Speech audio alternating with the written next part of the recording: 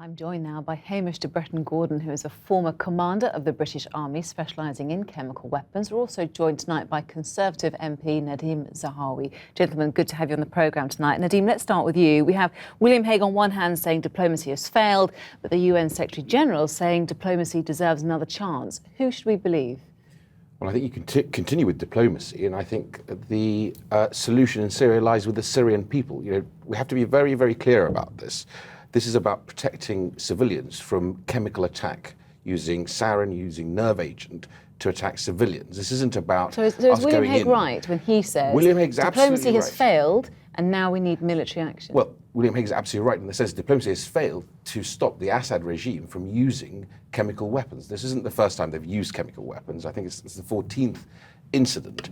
This is the largest attack using nerve agent. Médecins Sans Frontières, the NGO, has said that 3,500 Syrians were attacked by these weapons, and over 300 are dead. And so, we have a responsibility to take those weapons out of the theatre. Without waiting for the UN weapons inspectors to come back with a report. You do that before reading that report. Well, it's important to make clear to your viewers that the UN weapons inspectors' mandate is not to pronounce on who is to blame for the attack. The only thing they're doing is looking at what was it, whether it was sarin or what agent was used in the attack. We know that the attack was on an area held by the rebels. We also know the rebels did not have a stockpile of nerve agent, and we also know that the regime attacked the area beforehand to break all the windows, then used the weapon, the nerve agent, and then went back and attacked further, not allowing anyone to go in, but to try and eradicate the evidence. Right, let's bring so it's very clear that the Assad regime has performed this attack. What we have to remember is that this is about protecting civilians and not going and putting boots on the ground. Our boys and girls, I would not vote for our military to go into Syria, to engage in a war, to go into nation building. That's not for us, that's for the Syrian people. Let's bring Hamish into this debate now.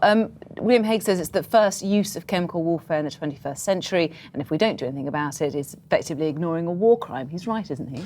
Yeah, no, I think he's absolutely right. It's without a shadow of a doubt that a very large-scale chemical attack, the largest since Halabja in 1988, and the similarities are shockingly relevant in this case. So is a military strike the right thing to do, in your opinion? Well, I'm not sure. I think there is still a bit of diplomacy to be done here.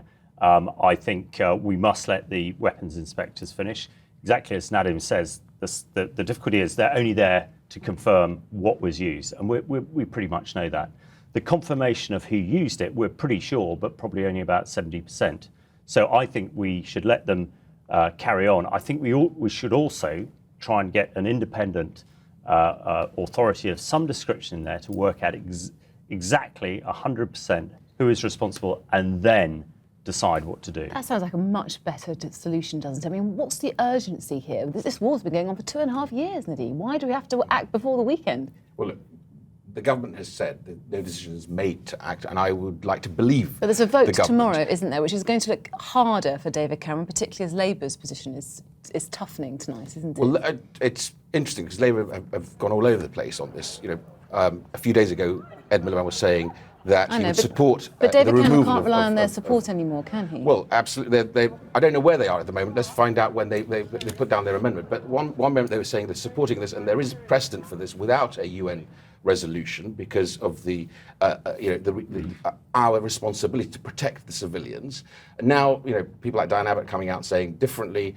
So Labour need to decide where they're at on this. But the one thing we know is we must get rid of these weapons of mass destruction. Otherwise, this is a sign for any dictator around the world to use these weapons, including Assad himself and his brother, who is apparently, tonight, they're saying it's he who masterminded this operation. I think, can I pick up the protection point? I think, absolutely right, we must protect civilians. But in the short term, we could protect them by giving them some advice and training and basic equipment so that they could survive a future attack if it happens. And by doing that, it might make it less likely that the regime would use them. And I think also when we come to protect the civilians, talk about bombing the chemical warfare sites is not the way ahead. That is going to create more casualties, and we might see the proliferation that we saw in Iraq after 2003.